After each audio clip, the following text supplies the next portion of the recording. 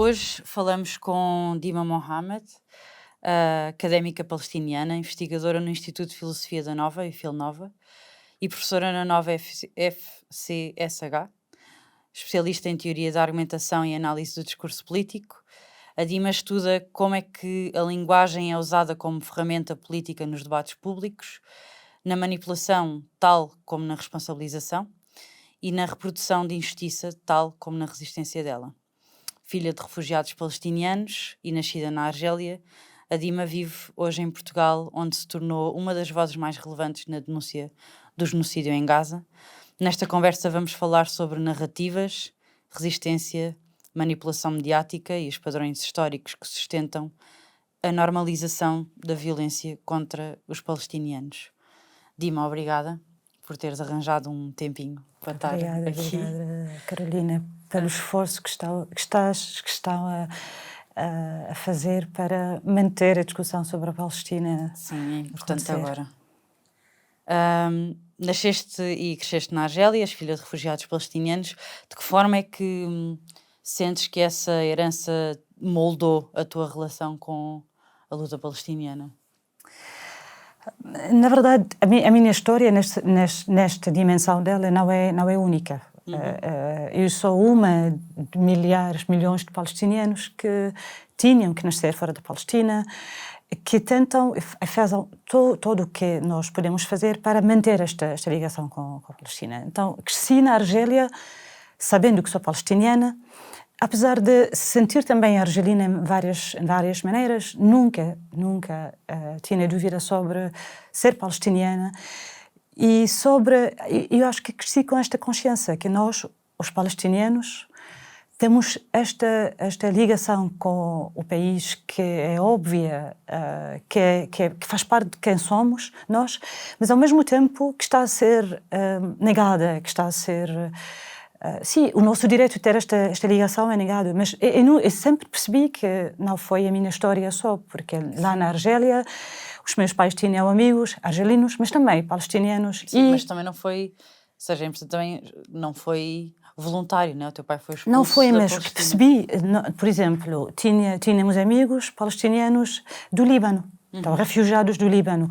Outros, tínhamos também muitos estudantes, na verdade, que saíram da Palestina para estudar e que tinham que usar outros nomes para depois não serem apanhados nas fronteiras quando voltarem para a Palestina. Então, eu acho que esta história é uma história coletiva e é uma coisa que se aprende simplesmente sem esforço, perceber que num lado, ser palestinianos somos nós, é simples, é natural, é a maneira de ser.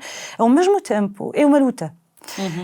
E ajuda muito a perceber que não é uma luta individual, é a luta de um povo em vários lugares.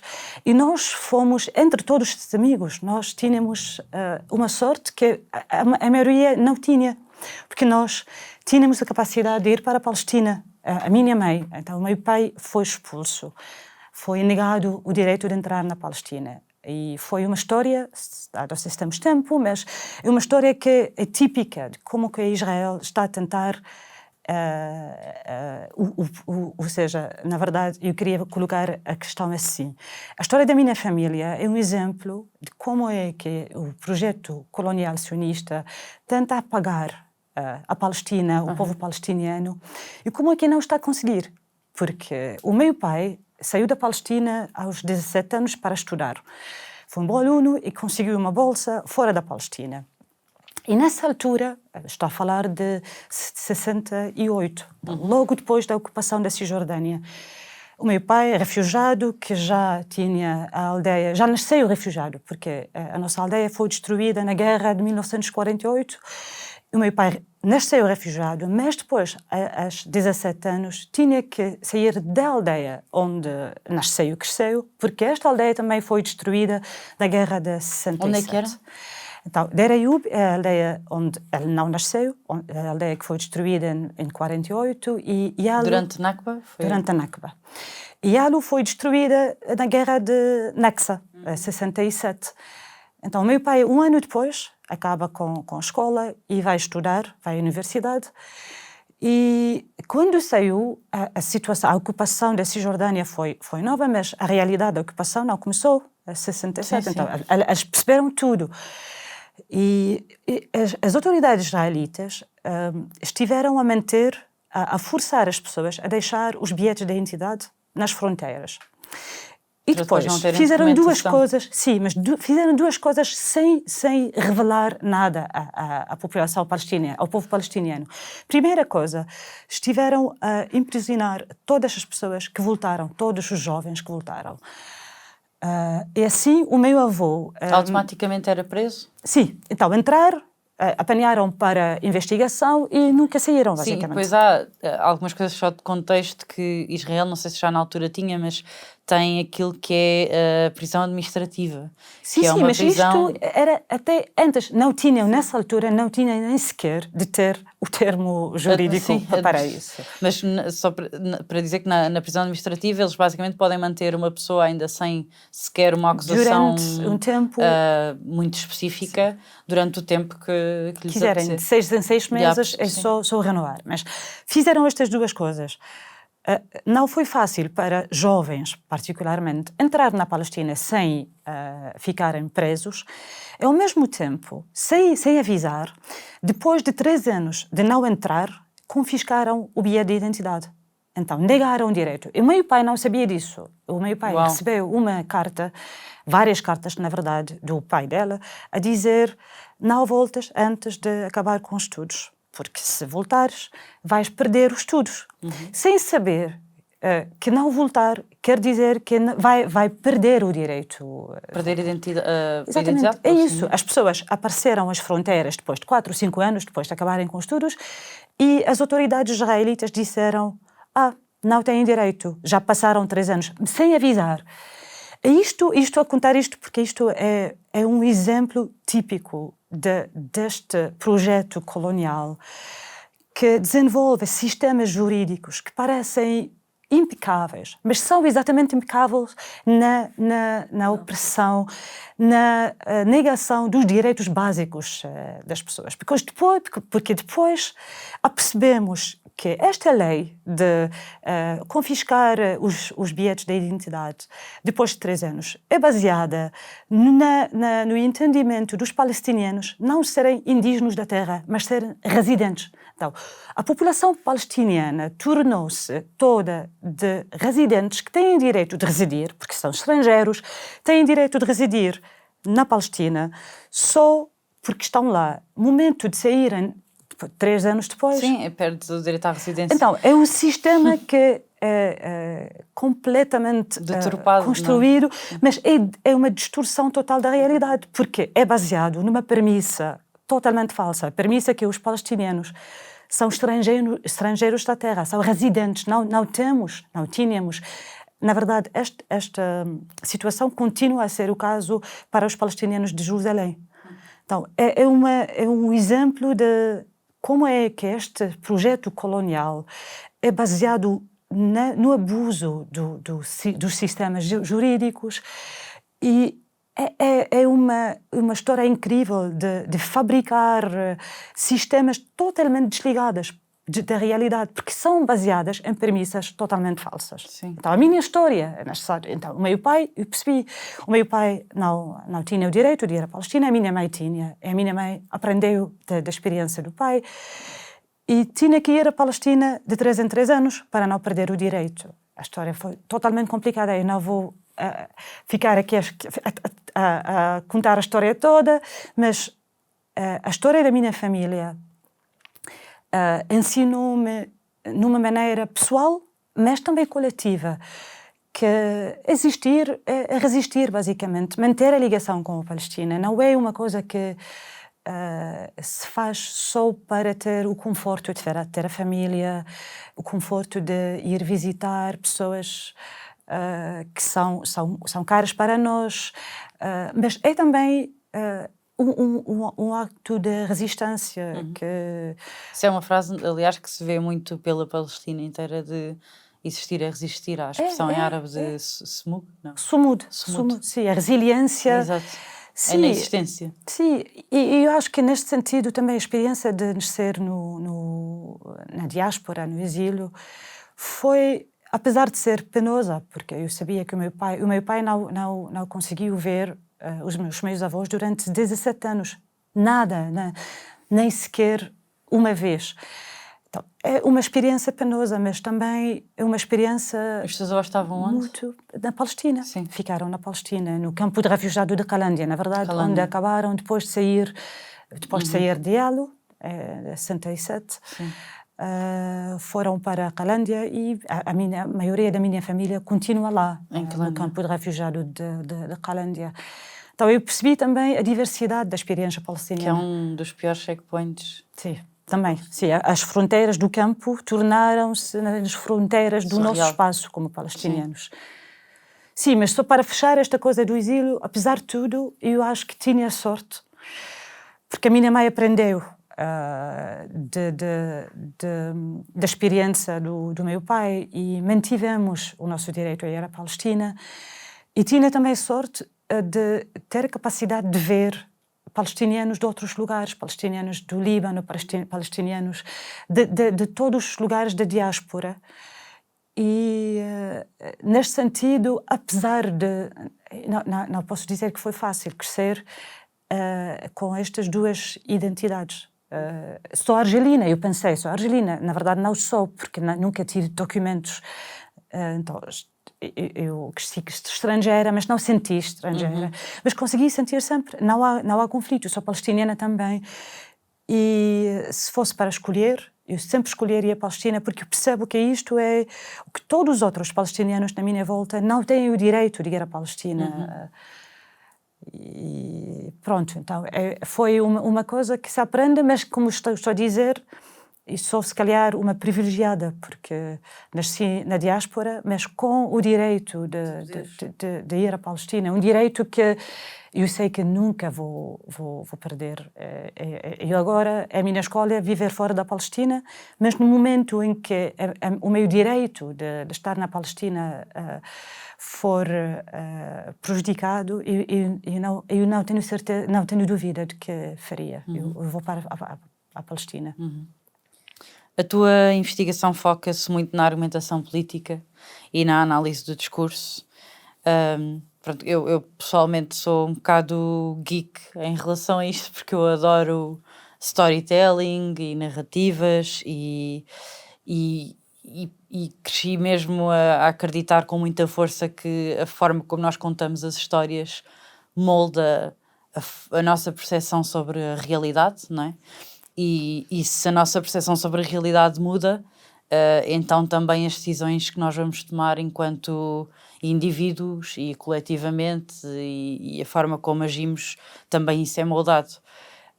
Então tenho mesmo muita curiosidade primeiro o porquê de teres seguido esse caminho académico de compreender a linguagem e os padrões argumentativos e assim. E pronto, e depois eu vou-te fazer muitas perguntas sobre isto. Eu acho que a minha história é um pouco parecida a que já estavas a descrever. Eu cresci num contexto muito político. Então, para mim, a política foi sempre um facto de vida, uma escolha feita... A tua família era politizada? Aliás, muito politizada, super muito. E para mim, na verdade, descobri só depois... que então, quando eu era criança, os meus pais, os amigos delas foram todos pessoas politicizadas. Sim. E depois percebi na escola que não toda a gente era assim. E também o caso da Argélia foi um caso muito interessante, porque eu vivi na Argélia nos tempos de mudança para uma pluralidade política. Os amigos dos meus pais foram na política clandestina, porque os partidos políticos não foram permitidos. Então, eu percebi que, no momento que a política não é para todas as pessoas, e para mim isto foi... Mas como é? Como não? O que acontece na política afeta as nossas vidas todos os dias, todas as dimensões das nossas vidas. Como é que vamos deixar a política só para os políticos? Então, queria fazer política, mas o que queria mais é trazer a política mais perto das pessoas, porque a política deve ser mais perto das pessoas. E daqui o meu interesse, na verdade, o meu fascínio na linguagem política, no discurso político, porque eu acho que parte do problema, dos problemas políticos que nós temos, é exatamente este afastamento do público, dos não políticos, da política. A política deve ser a prática diária de todas as pessoas. Deve ser conversa de café, não é? Pois, deve ser, devemos ter uma participação ativa, eficaz na política. Claro que o problema não é só no afastamento público. O público não se afasta porque não quer. As condições estruturais da política não ajudam. Eu acho que a linguagem é uma das áreas onde este afastamento é muito, muito óbvio. Quando cheguei cá, eu cheguei cá depois de acabar do doutoramento e estava a falar com amigos, novos amigos que encontrei aqui, e dizer, eu estou aqui para estudar a razoabilidade do discurso político. A resposta foi sempre, estavam a rir. E pensava, mas como é? Não há razoabilidade no discurso político. E eu comecei a dizer, mas a responsabilização começa com a linguagem. Políticos têm a responsabilidade de justificar o que estão a fazer, de trazer a política mais perto dos... Escolher bem as palavras. Exatamente. E nós temos o direito de participar. Eu nunca queria, na verdade, nunca não, mas o meu objetivo nunca foi fazer política na maneira tradicional de ser político, eleito e depois... Não, a mim forma partidária. Queria fazer, apesar de acreditar totalmente na política partidária, eu acredito na vida política organizada coletivamente em partidos, acho que é importante, mas acho que todos nós devemos fazer parte disso e acho que faz parte da falta de responsabilização, manter a linguagem política muito, muito longe do povo. É por isso que eu entrei no discurso político com o objetivo de se calhar trazer as ferramentas necessárias para perceber este discurso, para contribuir a este discurso mais perto das pessoas normais. Não quero dizer que os políticos não são pessoas normais, mas eu queria trazer a política mais perto das pessoas. E por isso que para mim, apesar de ser uma investigadora, nomeadamente, mas também dou aulas e nas aulas eu sinto que estou a fazer o que quero fazer, que sempre queria fazer.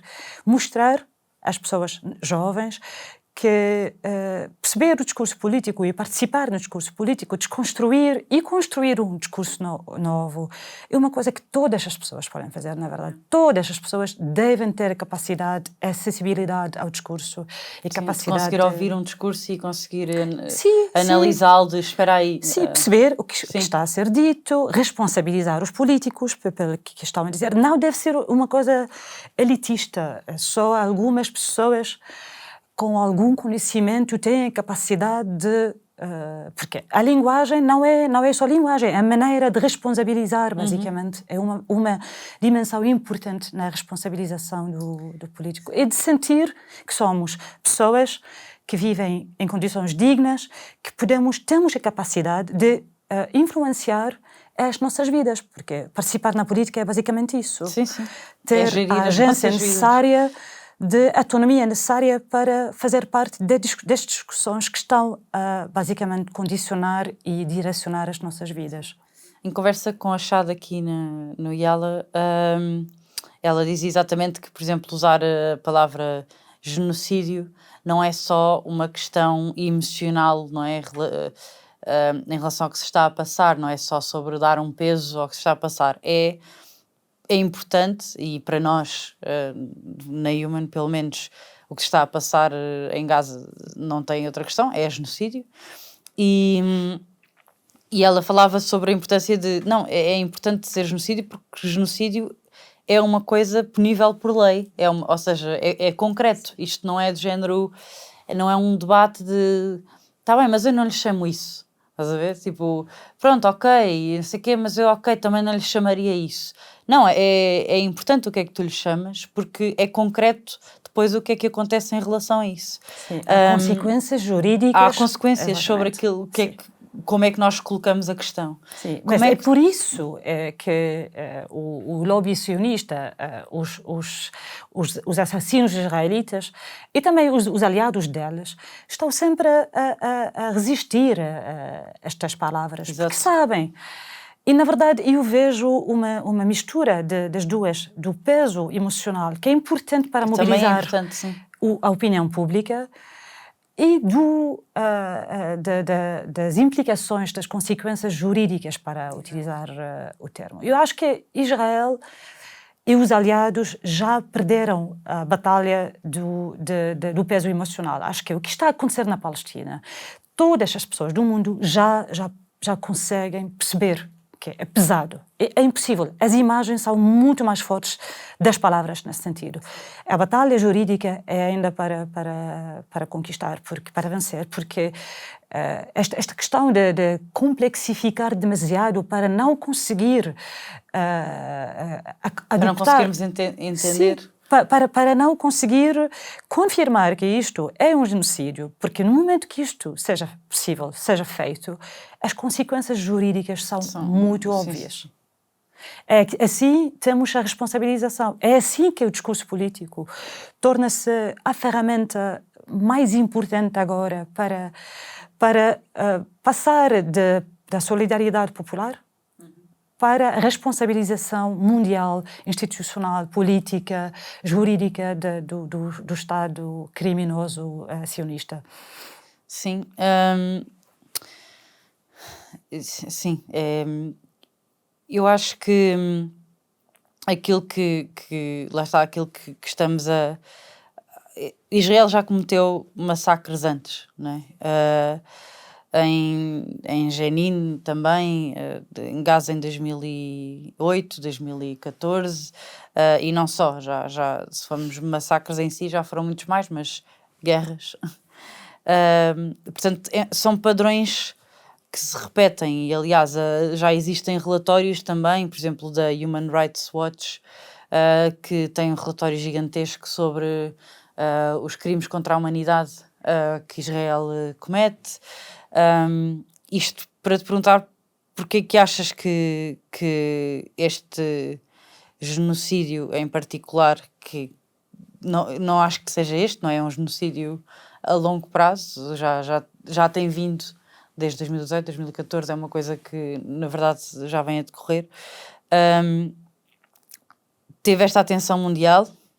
E também como é que tu achas o que é que tu tens notado na linguagem? Falámos também um bocadinho com a Chade sobre isto, de uns são reféns, outros são prisioneiros, uns são mortos, outros morreram. O que é que tu tens notado na comunidade internacional em relação a este genocídio? E como é que achas que a comunidade internacional tem gerido isto em termos de narrativas? E porque é que achas também que este está a ser diferente, para além de... Bem, um simples facto é por ser estupidamente monstruoso. Ou seja, a escala é... A questão da escala é tipo, uma coisa. Mas pronto. Mas o que eu queria dizer, se calhar, aqui são duas coisas interligadas. Então, primeiro, a comunidade internacional não é uma coisa, são várias coisas. Certo. E há os governos, e nós sabemos que estão no lado errado da história, porque continuam a resistir, a reconhecer o que está a acontecer na Palestina. Mas temos os povos, temos os movimentos de solidariedade, temos milhares de pessoas. Acho que apesar da dor dos últimos 16, 17 meses, o que estou a ver a mudar dá-me esperança, na verdade. Eu acho que já não volta atrás, não é? Dá aquela sensação de que... Ruas cheias, pessoas jovens, e eu acho que as pessoas jovens também, para mim, é a fonte maior de esperança, a dizer simplesmente, desde o rio até o mar, Palestina libertar. Esta clareza de visão que nós chegamos a ver no ano e meio passados, é uma coisa que nós, quando pensar na comunidade internacional, sim, temos que olhar para os governos que continuam a falhar a responsabilidade política, ética, moral, histórica, todas as responsabilidades, são cúmplices do genocídio. São cúmplices, na verdade, do projeto colonial sionista que tem mais de que 100 anos. Porque, na verdade, não só não começou no dia 7 de outubro, mas não começou também com a ocupação da Cisjordânia, não começou, na verdade, com a Nakba. Isto começou com as primeiras vagas, com o primeiro Congresso Sionista no finais do século XIX e as primeiras vagas de imigração sionista para a Palestina.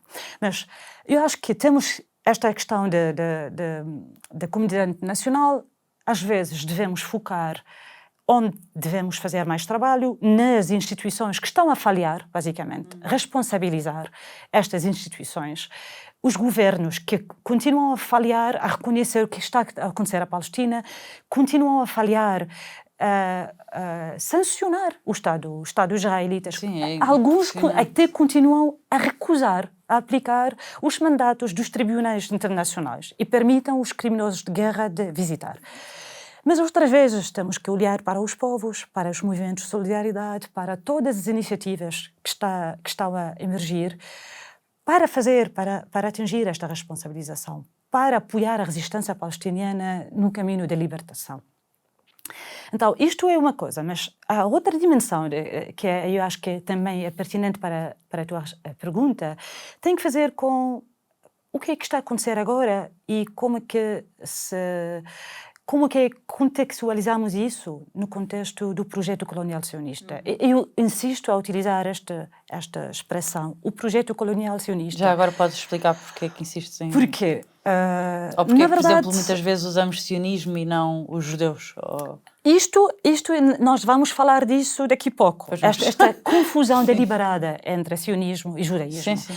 Mas para perceber isso, temos que perceber que o que está a acontecer na Palestina, basicamente, simplesmente, é um projeto colonial. E isto agora parece controverso. O Estado sionista tem vindo a desafiar esta narrativa, na verdade, a propor uma narrativa falsa para esconder a realidade do que o Estado de Israel é um Estado colonial. Mas os pais do sionismo, quando o colonialismo não era para acabar em todo o mundo, não tinham problema de dizer que o Jabotinsky, por exemplo, disse que o sionismo é uma aventura colonial. Então, é as palavras dos pais do sionismo. E a própria criação do Estado de Israel, ou seja, exatamente. Portugal chegou também a propor localizações, portanto, exatamente. Se há a escolha. Exatamente. É? Então, o projeto colonial, o sionismo foi sempre um projeto colonial. Desde o início foi concebido sob prisma colonial e foi concretizado só com a aliança com poderes coloniais. Portugal, na altura, ofereceu para ajudar, mas o Reino Unido ofereceu, fez uma proposta melhor para o movimento sionista e acabaram por estabelecer o lar judeu e acabaram por aproveitar na maneira mais vergonhosa da opressão, da discriminação contra os judeus aqui na Europa, para servir um projeto colonial. Eu acho que esta narrativa é importante contrariar. Israel agora, o Estado sionista, a propaganda sionista e os aliados no mundo estão a fabricar narrativas para esconder o que temos. Porquê? Porque se perceber que estamos aqui perante um projeto colonial, o que é que se faz perante projetos coloniais? O mundo já sabe. Descolonizar. Então, este quadro é tão claro, é tão verdadeiro, portanto, tão o mundo claro. acredita que o eu diria tão existe. otimista, porque até para os israelitas, o melhor a fazer agora é descolonizar. Porque não há futuro na colonização. Então, acho que é importante, quando pensar, para fechar esta parte da pergunta, para olhar o que está a acontecer em Gaza, o genocídio em Gaza, mas também a limpeza étnica que está a acontecer na Cisjordânia. Na verdade, sem a lente colonial, não percebemos como é que todos os acontecimentos nesta zona, na Palestina histórica, são ligados. E, de repente, temos a lente colonial e tudo faz sentido. Sim. Desde as primeiras vagas de imigração, os kibbutzim, estes lugares ideais para as pessoas viverem em conjunto, onde não foram permitidos palestinianos, por exemplo. O povo indígena não foi admitido nestas comunidades utópicas onde todas as pessoas são iguais. É exatamente isso, o colonialismo. É a igualdade dos colonatos, não é a igualdade. É a igualdade dos colonatos e a opressão. Neste caso, estamos a falar de um projeto colonial de substituição, o que quer dizer o objetivo é a aniquilação do povo palestiniano. E tudo o que aconteceu desde então, a declaração do Balfour, a opressão da greve nacional de 1936, os massacres sionistas nos anos 40, até tudo isto antes de estabelecer o Estado de Israel. E depois, claro, a Nakba, a Naksa, todas as opressões, o bloqueio de Gaza, não só nós estamos perante o que não se fala fora da Palestina normalmente, é exatamente esta questão que o que está a acontecer é um projeto completo. Agora estamos a ver o episódio de Gaza. Outro dia vamos ver o que está a acontecer. Sabemos quantas pessoas foram forçamente deslocadas em Jenin, na Cisjordânia? Sim. Ou agora, por exemplo, por causa do documentário, ouviu-se falar no Otherland, em Massafariata, por exemplo. Mas Mas isso é assim, mas não é novo, não é? Os palestinianos de Jerusalém Siloar, não têm por exemplo, direito que está a ser... de trazer esposos para viver com elas. Os palestinianos com cidadania israelita. Então, o que podemos perceber, uma vez que estamos a olhar... Os israelo-árabes. Pois, mas o que a lente colonial nos dá, na verdade, é a capacidade de perceber todas as dimensões deste projeto que visa a aniquilação do povo palestiniano. De repente, Fica o claro. genocídio parece o passo normal a limpeza étnica que começou nos anos 40, não foi parada até agora e não podemos esperar nada mais. O Estado de Israel tem sido permitido a fazer massacre depois de massacre, a violar a lei internacional, a violar os direitos básicos de gerações de palestinianos, não só sem ter nenhuma consequência, sem assumir a responsabilidade, mas não só é elogiado como que se fosse a única democracia no Médio Oriente. Então é compensado por tratamento especial. Então, o que é que o mundo está à espera? Um Estado que foi permitido, um Estado colonizador, que foi permitido, que foi dado um estatuto especial, excepcional, que lhe permitiu violar os direitos básicos de gerações de palestinianos, mas não só, libaneses, sírios, egípcios, e a ser compensado todos os dias por tratamento especial, por acesso excepcional Tem livre trânsito. É incrível, é incrível. Então, o que está a acontecer em Gaza é a escala diferente, mas no fundo é a mesma coisa. É um projeto colonial que continua a tentar. Na verdade, eu comecei por falar da história da minha família. É igual. O que é expulsar os palestinianos, que foi expulsar os palestinianos nos anos 80, foi a continuação da limpeza étnica que começou nos anos 40. Sim. E o bloqueio de Gaza durante 17 anos foi a continuação. Os colonatos que estavam a ser... cada vez mais.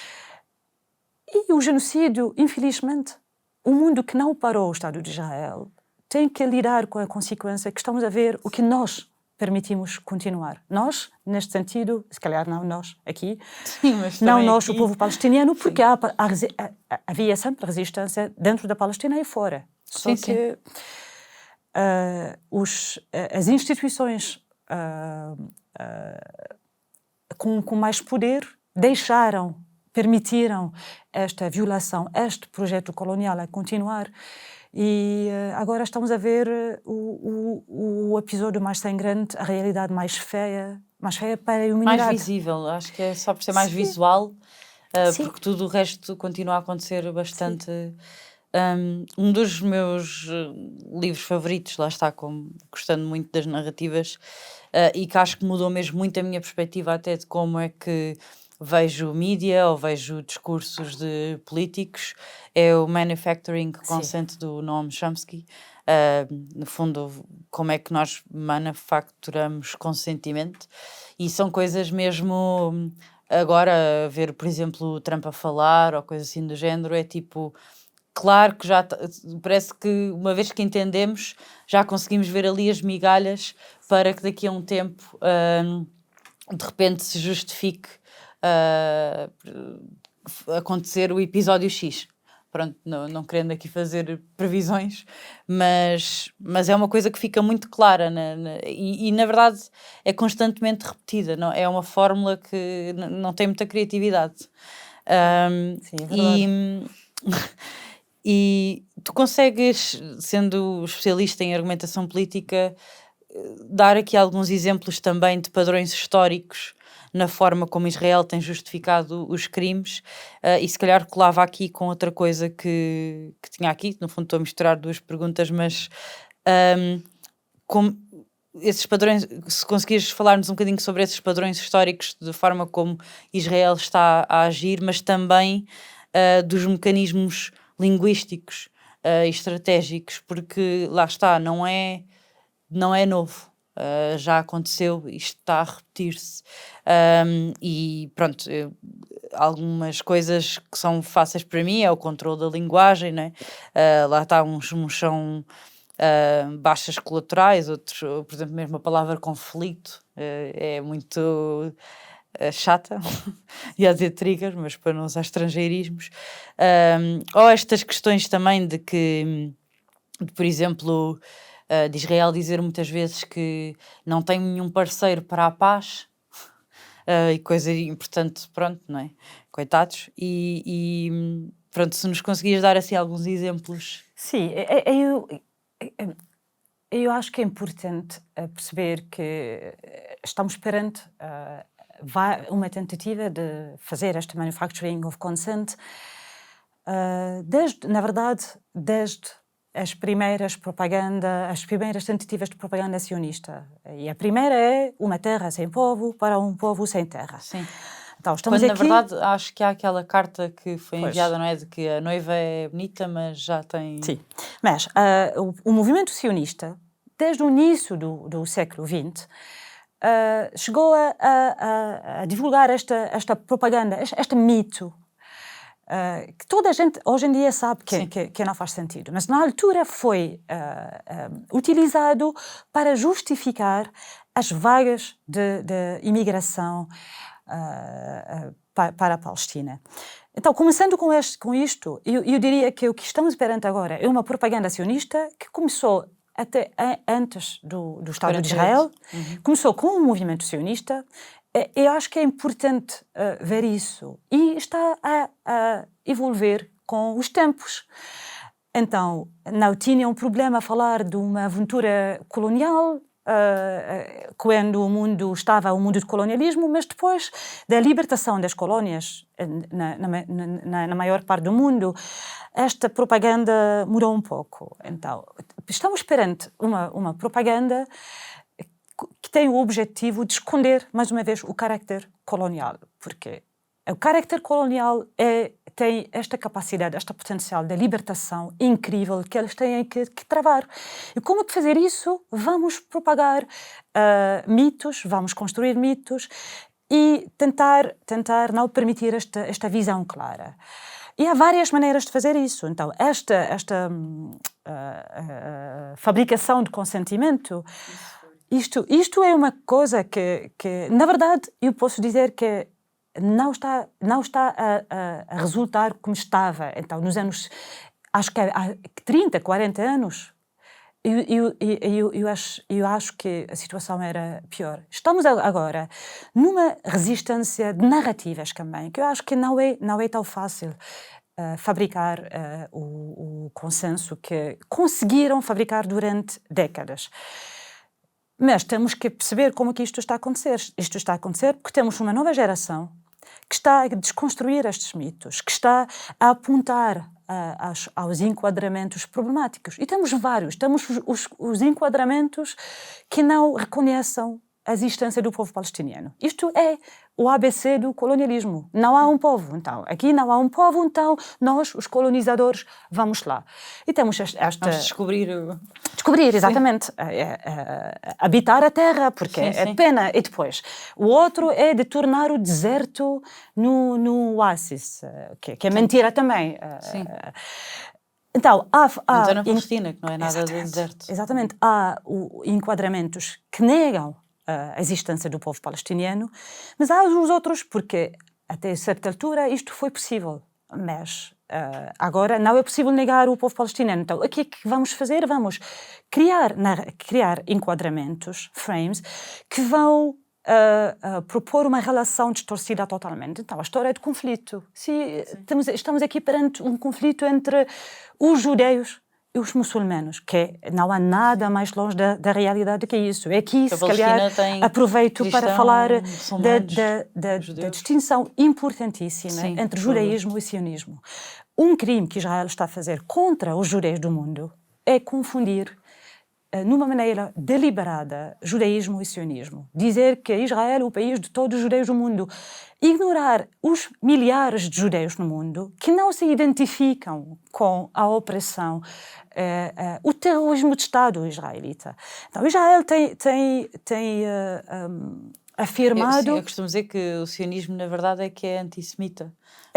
Exatamente. Porque só prejudica e põe em risco montes de judeus. Nega um direito básico dos judeus do mundo de escolher a ideologia política que representa, porque o sionismo é uma ideologia política. Sim. O judaísmo é uma religião com uma história específica de opressão, de um genocídio que também aconteceu contra o povo judeu. E aproveitar disto do sofrimento verdadeiro, do genocídio, para legitimar uma ideologia racista que está agora a justificar um genocídio e um crime contra os judeus que morreram no Holocausto e os judeus que estão agora a tentar desmarcar das políticas do Estado sionista. E judeus por todo o mundo que, no fundo, ficam em risco ou vulneráveis por serem judeus, exatamente por o que Israel está a fazer, quando não se identificam em nada com isso. Israel está a confundir, numa maneira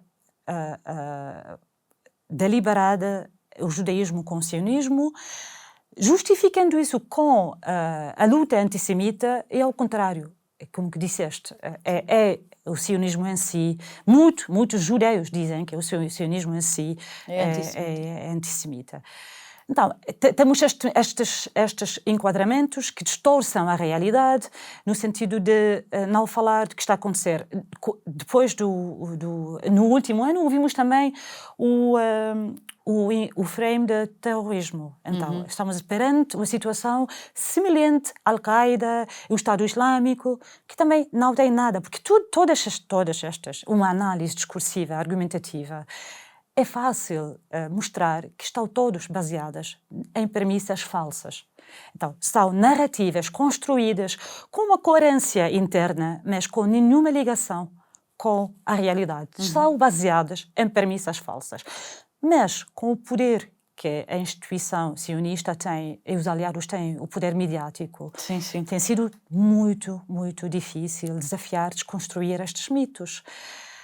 E aqui, mais uma vez, eu acho que estamos num momento de esperança, porque estas narrativas foram muito menos desafiadas há 20 e 30 anos. Falar de uma guerra entre religiões já não passa para muitas pessoas. Pelo menos para pessoas jovens. As pessoas jovens são capazes de ver que o que estamos a ver aqui não é um conflito, não é dois lados iguais a tentar resolver uma disputa de terra. Então, temos uma realidade, na verdade, o colonialismo israelita tem atingido um ponto em que é difícil manter a propaganda sionista que criaram. Já ultrapassaram todos os limites que permitam manter estes mitos. O que estamos a ver vindo da Palestina mais uma vez, de Gaza, mas não só, da Cisjordânia, de Jerusalém e dos palestinianos dentro, com cidadania israelita, está em contradição clara com estes mitos. Agora, é a última coisa que eu queria dizer como analista de discurso. A ferramenta que acho continua a ser poderosa da propaganda sionista é uma coisa que eu chamo a falácia da complexidade. Israel tem criado, a propaganda sionista está a utilizar esta mais do que antes. Estamos perante uma situação complexa e é difícil perceber... E não dá muita vontade das pessoas compreenderem. Exatamente. Não é? Então, complexificar a realidade para depois... Tem muitas camadas. Há camadas. E o que vamos fazer com os colonos? Como que vamos trazer todos os refugiados palestinianos?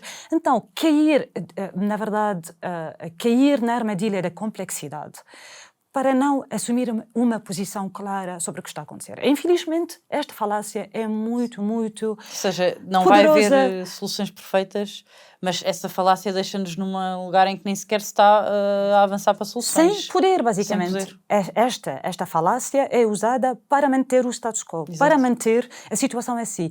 O perigo desta falácia é que esta falácia é para os inteligentes entre nós.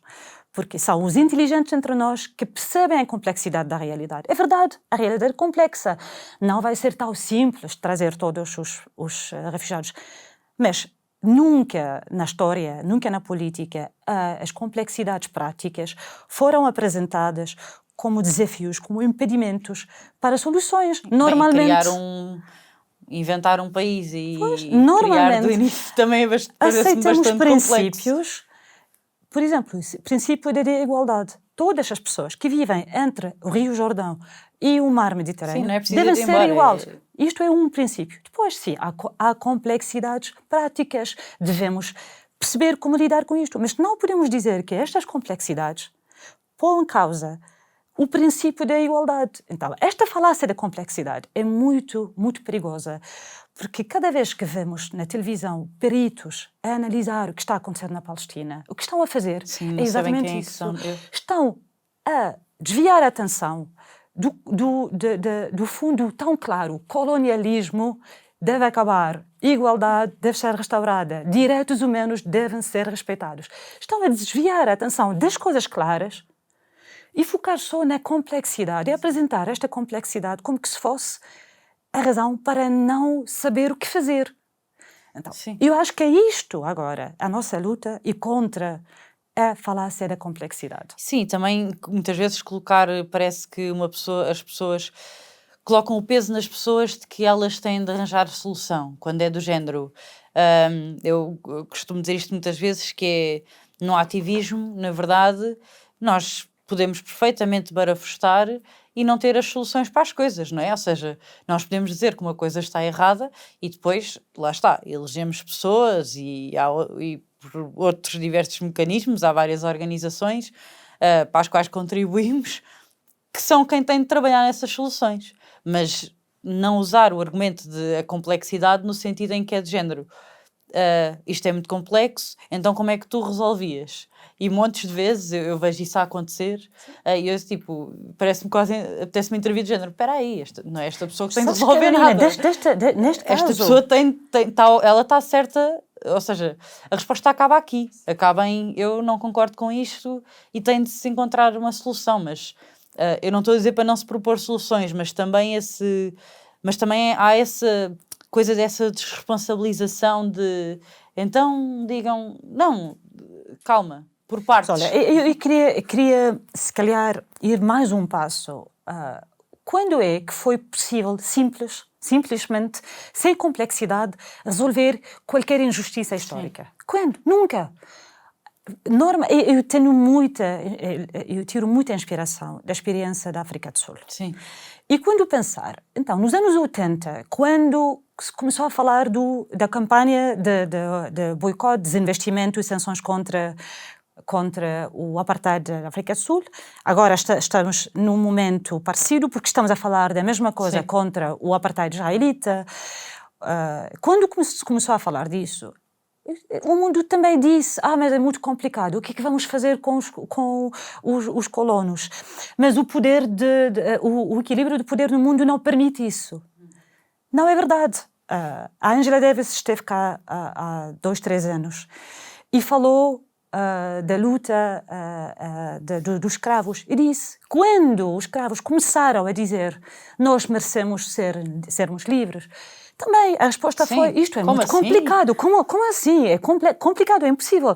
Então esta não é uma coisa nova, mas Israel o Estado sionista, a propaganda sionista está a aproveitar de premissas verdadeiras neste caso, porque a complexidade é uma realidade, mas com inferências problemáticas, inferências falaciosas, para chegar a uma conclusão totalmente problemática. Então, se a realidade é complexa, isto só quer dizer que devemos considerar mais como é que vamos resolver. Mas isto não quer dizer vamos manter a situação. Então, acho que é importante porque a realidade, as premissas falsas já se tornou mais fácil mostrar a falsidade das premissas. Mas quando o erro, porque estamos perante quadros enganosos. Certo. Quando a manipulação fica nas inferências, é muito mais difícil mostrar. Temos que entrar em discussões e temos que fazer discussões muito mais profundas para mostrar. Sim. Devemos aceitar. É uma falácia, a falácia de complexidade. Sim, a situação é complexa, mas a conclusão não é que devemos manter esta situação complexa. A conclusão é devemos colocar mais esforço para uma solução justa. É só isso. Então, sim, esta falácia de complexidade é incrível, irrita-me muito, porque também sim, eu percebo, é esta coisa de abusar a inteligência das pessoas. Sim.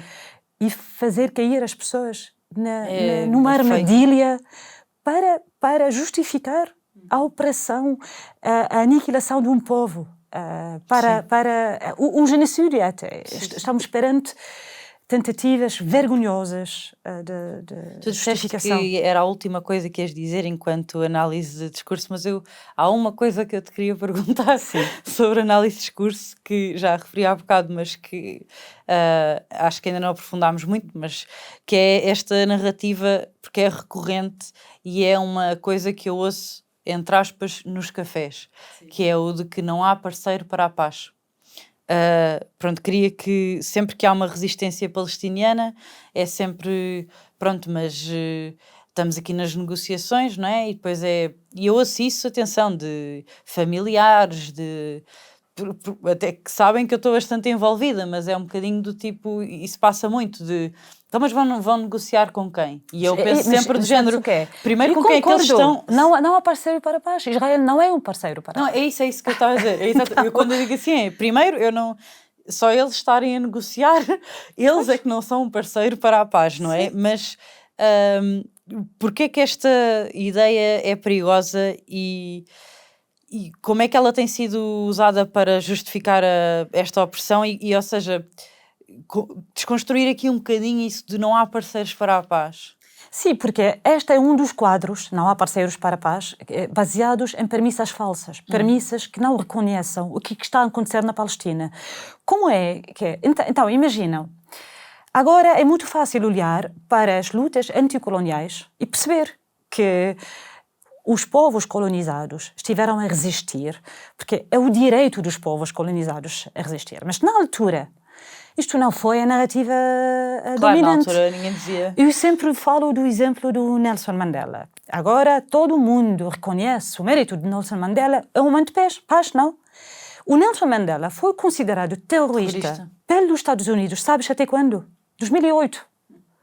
Então, mais de quase 20 anos depois de cair o apartheid, o paradigma, o sistema colonial continuou a não considerar o Nelson Mandela, o líder da luta anti-apartheid, um homem de paz. Então, devemos perceber isso também, que há discursos de elites dominantes e vão sempre distorcer a realidade. Este discurso de não há parceiros para a paz é um discurso baseado numa premissa falsa. A premissa que estamos perante dois povos, dois Estados em guerra, e estes Estados em guerra devem ser parceiros para a paz. Mas o que está a acontecer na Palestina não são dois Estados em guerra, é um colonizador. E não estamos a falar de uma colonização do passado e agora os palestinianos no passado não conseguem ver o futuro, não. Não, sim, não a colonização é tipo, somos um Estado ressentido. Todos os dias o Estado de Israel está a confiscar mais terras, está a expulsar palestinianos, está a destruir. Então, imagina, eu diria, se calhar é um pouco provocativo, mas diria, o que faria os lisboetas se um dia um exército estrangeiro entrasse em Lisboa? Sim, nós... Vamos à procura de paz, imediatamente. Ou vamos resistir. Eu acho que a resistência é a única resposta digna. É uma resposta natural. Digna, não só é natural, mas é a única resposta digna que um povo com dignidade pode ter. Sim. Não é que os palestinianos foram atacar os israelitas. Sim. Israel veio à Palestina. Israel vai à Palestina todos os dias. Os soldados entram. Eu falei da minha família, do campo de refugiados em Calândia. Nós temos um grupo de WhatsApp da família para avisar um ao outro que os soldados israelitas estão no campo. Todas as noites. Sim, eu ia contar exatamente uma história sobre isso. Como é que se fala de parceiros de paz? Sim, não há parceiros de paz. Há soldados a invadir as casas. Sim. E não se pode falar de paz antes de parar os soldados de entrarem em casa. Exatamente. Depois de acabar com isso. Eu gostava muito de ter paz, mas a paz deve ser Sim, mas a paz não pode ser o silêncio de... Ou seja... Nunca havia paz.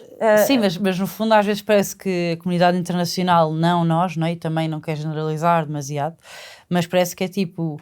Então havia paz antes do 7 de outubro, por exemplo? Claro que não.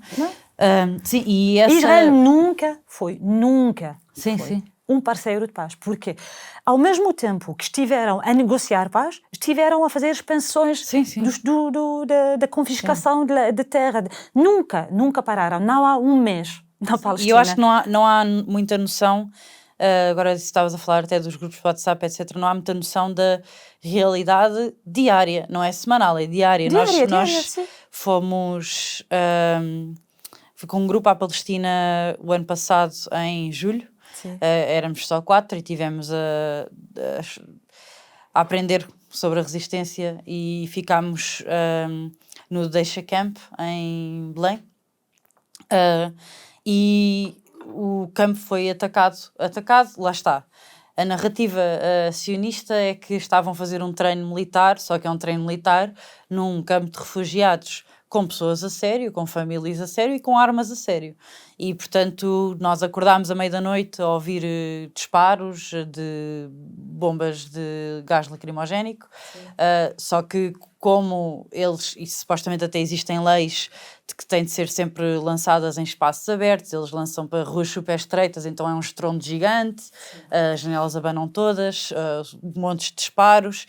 E pronto, e nós estávamos cheios de medo, não é, durante aquilo, e os palestinianos é que nos ajudaram bastante e nós percebemos que há toda essa rede de onde é que eles estão, quem é que já está em segurança, pronto, porque aquilo é uma coisa diária. E um amigo palestiniano que estava connosco disse mesmo this is not normal but it's usual. Sim, porque eles não querem normalizar de género, sim, isto não é normal, isto acontecer, ponto número, isto não é uma coisa normal, mas é usual, isto é diário.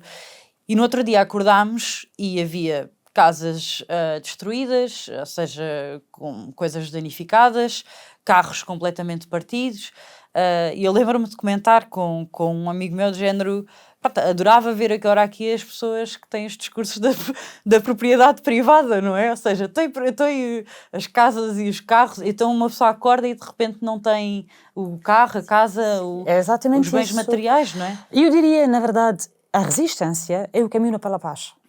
Sim. Para mim, tem de ser. Estamos a resistir porque não há outra maneira de estabelecer as condições para a paz. Que isto continuar não é paz. Exatamente. Então, estamos a resistir para parar a agressão diária. E só através disso que se pode alcançar paz. Na verdade, a história diz exatamente isso. Quando é que um povo colonizado recebeu a dignidade de não ser colonizado só através de negociações de paz? Sim. Por favor, Olha, isto é chato. dado pelo colonizador. Sim. Nunca. Então, claro que nós somos seres humanos, com esperança, esperamos que o mundo mude, que já o mundo aprendeu da experiência da colonização noutros países, que o mundo não vai permitir esta colonização continuar, mas aparentemente não. O povo palestiniano, o meu povo, nós tentamos tudo, incluindo entrar em negociações de paz antes de acabar com a ocupação.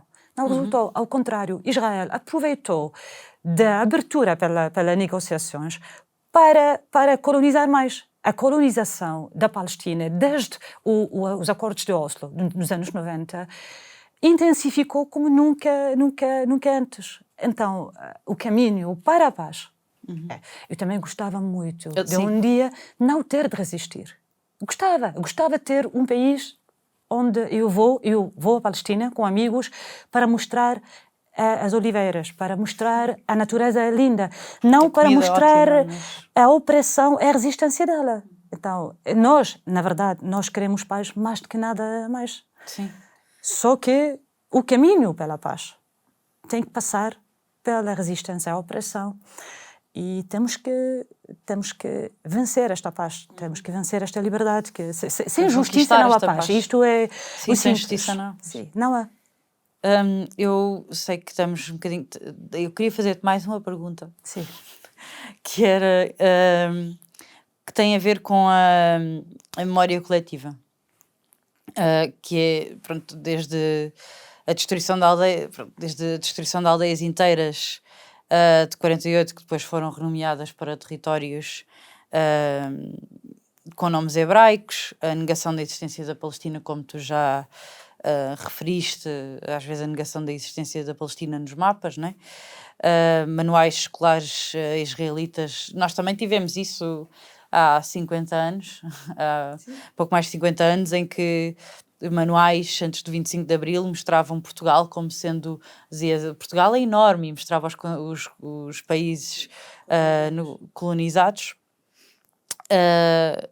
E queria aqui só perguntar-te, no fundo, Israel tem tido estratégias ativas para eliminar a memória coletiva palestiniana, e também aqui desde a destruição de arquivos à reescrita de narrativas, passando por apropriação de símbolos culturais, etc. Como é que isto se encaixa no projeto colonial, a teu ver? Esta parte também bastante...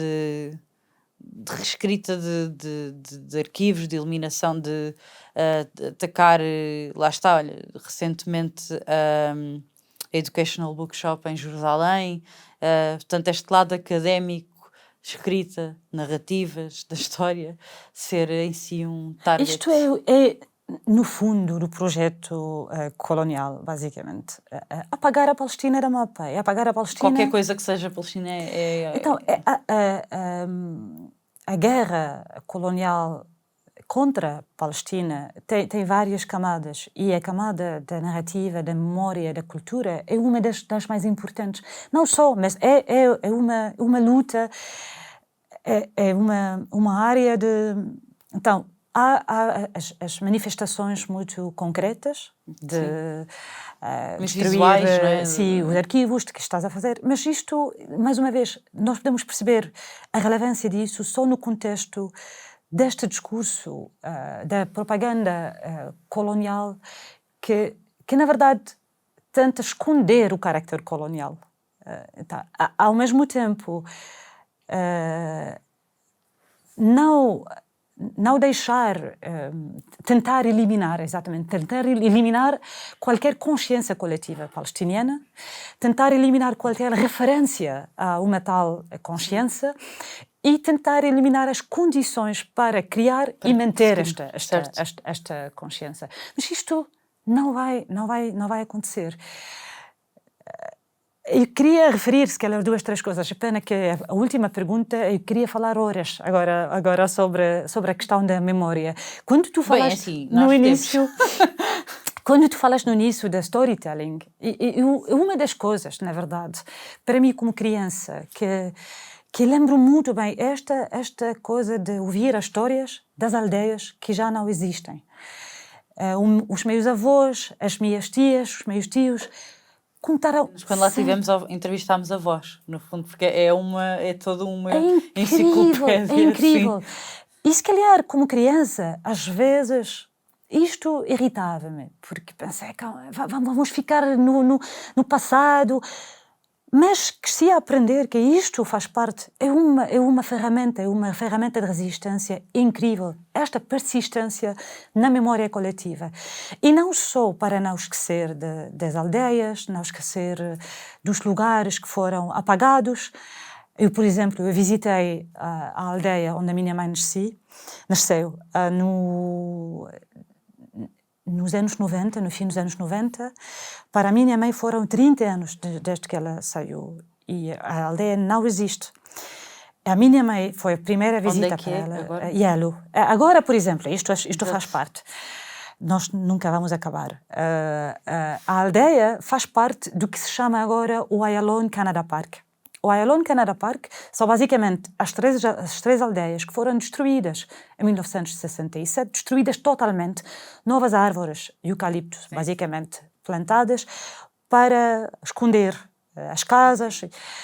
E é um lugar para os amantes da natureza, israelitas, sionistas, para irem aproveitar da proximidade é ali onde os meus pais nasceram. É ali onde a minha avó tinha na casa um quarto com azulejos coloridos no chão e a máquina o Singer, a máquina de costura. E a minha mãe, chegamos lá, a minha mãe ficou em choque, porque saiu da aldeia havia 30 anos e a aldeia existia. E nós voltamos a um lugar que parece um parque natural. E acho que para ela, nos primeiros momentos, ela falou de sentir que perdeu a imagem da aldeia, mas de repente decidiu, não, eu vou encontrar a casa onde ela saiu com 12 anos. E fomos à procura. Eu estava atrás da minha mãe, e a minha mãe estava a dizer, aqui nesta rua havia a casa de alguém, aqui. Eu pensei... E ela estava a conseguir reconhecer as ruas? Mas eu estava com ela, não consegui ver nada. Eu tinha que ter confiança na minha mãe, mas a alguns momentos pensei, isto é, Israel apagou a aldeia. E chegamos a um momento, a um lugar, a minha mãe disse, aqui existia a nossa casa. E disse, aqui era a varanda, e fomos à procura, e 30 anos depois encontramos pedaços do azulejo. Uau. E da máquina, e trouxemos connosco. E esta história é só para dizer que Israel tentou tudo para apagar do mapa, para apagar da realidade, e para nos fazer também ter dúvidas sobre isso, porque eu, uma pessoa que nunca vi este lugar, apesar de crescer, ouvir isto todos os dias quase, em alguns momentos pensei, seria que não existia.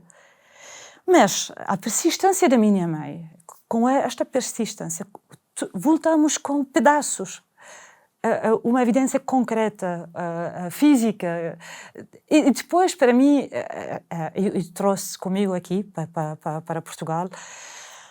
E se calhar estou a contar isso para dizer que sim, esta parte da memória, nós temos feito tudo para manter. Agora eu conheço a aldeia que não existe, que existia e não existe. Eu vou contar histórias sobre esta aldeia para todas as pessoas. E vamos manter esta memória viva até o dia em que a justiça histórica seja restaurada. E eu mal posso esperar aquele dia para também se libertar deste peso, porque é um peso ter de contar estas histórias sempre. É um peso ter de forçar esta consciência, isto é dizer, forçar esta consciência coletiva entre mim, por exemplo, e pessoas de Gaza e pessoas dos palestinianos com cidadania israelita. Estou a dizer isso porque parte de apagar Palestina do mapa é a fragmentação do povo palestiniano que Israel conseguiu fazer por nos colocar sob sistemas jurídicos diferentes, com direitos diferentes, com experiência diferente. A minha experiência como palestiniana da Cisjordânia não tem nada a fazer com a experiência dos Mesmo palestinianos. dentro da Cisjordânia, Exatamente. palestiniano de Jerusalém, Esta palestiniano de fragmentação do povo Sim. é a propósito para apagar a consciência coletiva. Então, temos que fazer esforço extra para manter esta ligação. O que é possível. Eu não tenho como encontrar palestinianos com cidadania israelita, palestinianos de Haifa, por exemplo, na Palestina. Eu tenho que viajar para o mundo para encontrar palestinianos de Gaza. Esquece. Sim. Então, é isto que é um esforço que nós percebemos. Há sempre momentos na história, e vou lembrar só isso e fechar este capítulo. 2018, quando começaram a fazer as marchas de retorno na faixa de Gaza, Israel cometeu um massacre, matou-se mais de 60 pessoas no mesmo dia. O dia a seguir, 2 dias a seguir, foi declarado um dia de greve geral em toda a Palestina. E aquele dia, em maio de 2018, há 5 anos, foi uma greve geral em toda a Palestina, no Nazaré, Haifa, em Jerusalém, na Cisjordânia, em Gaza. E estes momentos são os momentos em que esta consciência coletiva que nós temos se manifesta nas maneiras mais óbvias. Então, décadas, quase um século, de tentar apagar a consciência coletiva palestiniana com todos os meios. E aqui um dia, o povo palestiniano, sim, somos todos palestinianos. Sim, e quando fomos lá, estivemos em Ramallah, uma das coisas que acontecia era quando acontecia um massacre em Gaza, e na altura estavam a acontecer vários seguidos, em julho do ano passado, no dia a seguir as lojas não abriam. E isso para mim, na verdade, quase a nível de saúde mental, estava-me a fazer bem, porque para mim estava a corresponder mais à realidade do que se está a passar no mundo, sabe? Às vezes havia aquela dissonância entre está aqui, morreram 100 pessoas ou queimaram um campo em Khan Yunis e deitaram fogo, etc. E o dia continua normal e vamos beber um gin. E ali há muito essa consciência coletiva ainda viva e que e fazia mais sentido, ou seja, no dia a seguir nós já sabíamos perfeitamente que aquilo tinha acontecido e no dia a seguir, mesmo para nos organizarmos, etc., para apanhar o serviço e coisas do género, não... eles estavam de greve e muitos não iam trabalhar e as lojas estavam fechadas. Sim. E os mercados estavam fechados. Mas, sabes, Israel tem feito tudo para fragmentar o povo palestiniano. Para acabar com a Palestina é um passo necessário. Sim. Não existe um povo palestiniano. Existem comunidades na Cisjordânia, outros em Gaza, outros em Jerusalém. E como disseste, até na Cisjordânia. Agora a realidade é tão fragmentada. Então, fragmentar a existência palestiniana faz parte, no fundo, do projeto colonial sionista de substituição, basicamente. Não existe um povo palestiniano. Esta coisa de chamar a Cisjordânia a Judeia e a Samaria, isto voltou a ser normal agora no discurso oficial israelita. Mas a esperança é que não vão conseguir. Também acho. Esta consciência coletiva vai continuar até o dia em que todas as pessoas são diria, até a Palestina seja descolonizada, até nós, os palestinianos, os refugiados, somos reconhecidos como refugiados. O nosso direito de voltar às nossas casas é reconhecido. A injustiça contra nós é reconhecida e temos uma realidade que começa a fazer reparações. Só nessa altura podemos esquecer, se calhar, desta consciência coletiva. Até então, nós vamos agarrar a todas as coisas que nos lembram que nós somos um povo único, não somos comunidades isoladas, apesar de da limpeza étnica, de todas as tentativas de fragmentar a existência palestiniana. No fundo, não conseguiram e não vão conseguir. Sim, eu tenho certeza que não vão conseguir. Obrigada, Dima. Obrigada, Carolina. Um prazer. Tal como a Dima, na Human nós acreditamos no poder das narrativas e das histórias como um caminho para a libertação coletiva. No caso da Dima, desde académica e refugiada palestiniana, vem-nos mostrar o poder da argumentação política, o poder das palavras que nós usamos e o poder das perspectivas que nos transmitem. Se queres continuar a apoiar o nosso trabalho e para podermos fazer mais conversas como esta e desconstruir as histórias que nos contam, junta-te à comunidade.